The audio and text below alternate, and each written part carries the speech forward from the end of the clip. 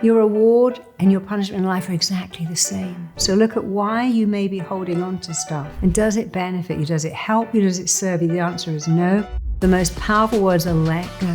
Reframe everything to your benefit and you will have a different life where you are in charge and you feel like a winner, not sometimes, but all the time.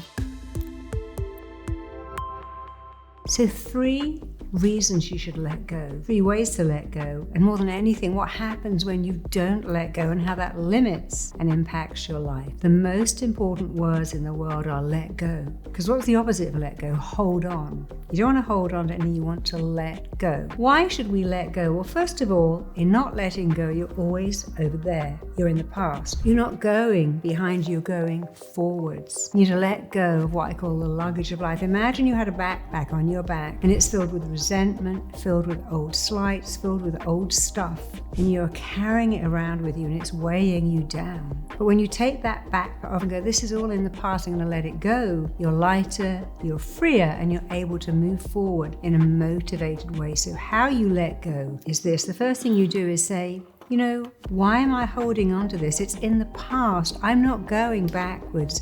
I'm going forward. So look at why you may be holding on to stuff. And does it benefit you? Does it help you? Does it serve you? The answer is no. People say, oh, well, if I remember a slight, I won't repeat it. That's not a good enough reason to hold on to it. The second reason you must let go is that when you forgive someone, you're not doing it for them. You're doing it for you. You're saying, you know, when I was a kid, my mum's husband hit me or my brother was a bully, but I'm forgiving them for me because I'm not prepared to hold on to this old stuff and carry it with me. So when you're forgiving someone, you are always doing it for you, not them. They can be mean, horrible, selfish, nasty. It's not to make it okay. It never says, I'll forgive you and it's okay. It says, I'll forgive you because I'm not prepared to carry around this toxic stuff. You did bad things to me, but I'm a good person. I'm going to forgive. I'm going to move on. I will not allow you the power to keep me stuck in the past. And the third reason for letting go is to understand that very few people wake up, get out of Google and say, hey, how can I ruin my kid's life? Most of the people that influence and even hurt us do the best they can with the very limited knowledge they have. If they could do better, they would do better. You know that hurt people, damaged people. But very few people wake up without intention. They mess up because they've been messed up by other people. So it's looking and saying, you know, I'm going to forgive this person because I believe they didn't know better. One of my clients told me this story that when he was at school, as a boarding school, he had a teacher that was so mean and so unkind. He said, you know, every year this boarding school, all the boys go back once a year and they have a teacher day. And on this teacher day, they take the teacher gifts, they take the teacher out, and every pupil goes back to celebrate this teacher, except no one goes back to celebrate him. He sits in his room on his own. He must be mortified. You see, your reward and your punishment in life are exactly the same. You get to wake up every day with yourself and go to bed every night with yourself. That teacher who had no visitors ever, was never celebrated, he got his own punishment. No one had to punish him or be mean to him. His actions had a consequence. And very often I'll meet people who say, you know, this happened or that happened. I meet people who say, I did something awful to my kids, I hurt them, and I can't forgive myself. I beat myself up every day. I drink because I hate myself. I can't be in my house without the radio and the television on because I hate being alone with my thoughts, because I think about how I hurt my children. So very few people say, yeah, I hurt you, I'm so happy, I'm thrilled that I hurt you, I'm delighted that I rejected you, I'm elated that I ruined your life. Usually they feel pretty bad, and if someone feels thrilled that they hurt you, then they deserve your pity.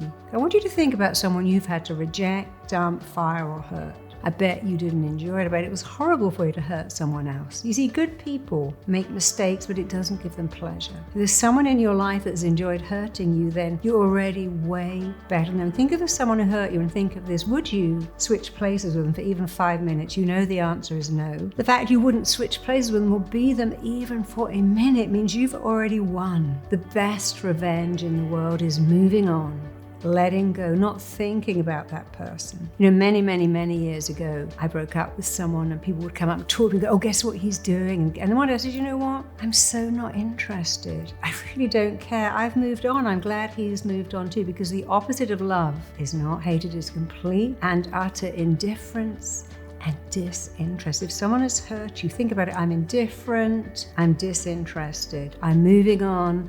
I wish them the very best, because I can forgive and let go and move on. And forgiving is for you. So whoever's hurt you, wish them the best move on. Success and revenge, about living your best life.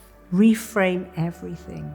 My parents hurt me. My mum said this mean thing. My dad did this mean thing. But you know what? They had difficult parents too. If they could have done better, they would have done better. And here's one more thing. If you've had a troubled life, look back and say, you know what? I wouldn't even change it. It made me who I am. It gave me that I'll show you. It gave me that my kids will have a better life. It gave me that I'm going to make it on my own. Some of the best people, Wayne Dyer, Tony Robbins, Oprah Winfrey, came from very challenging homes, really challenging dysfunctional families, and yet it motivated, it galvanized them to do something, be something. Sometimes a perfect childhood could ruin you. You know why? Because nothing can ever be as good again. When it's wow, nothing could ever be as bad again. When you reframe it to, well, that was the first bit. My life is a big clock, and my childhood was only the first 10 minutes. I got 50 minutes, 50 more minutes to make my life amazing. When you hear that expression, your school days are the best days of your life. No, that's rubbish. Your school days, you can't choose what to eat, what to wear, when to go out, when to go to bed. You can't even choose what to watch on TV. But after that first 10 minutes, you have the rest of your life to choose to be free,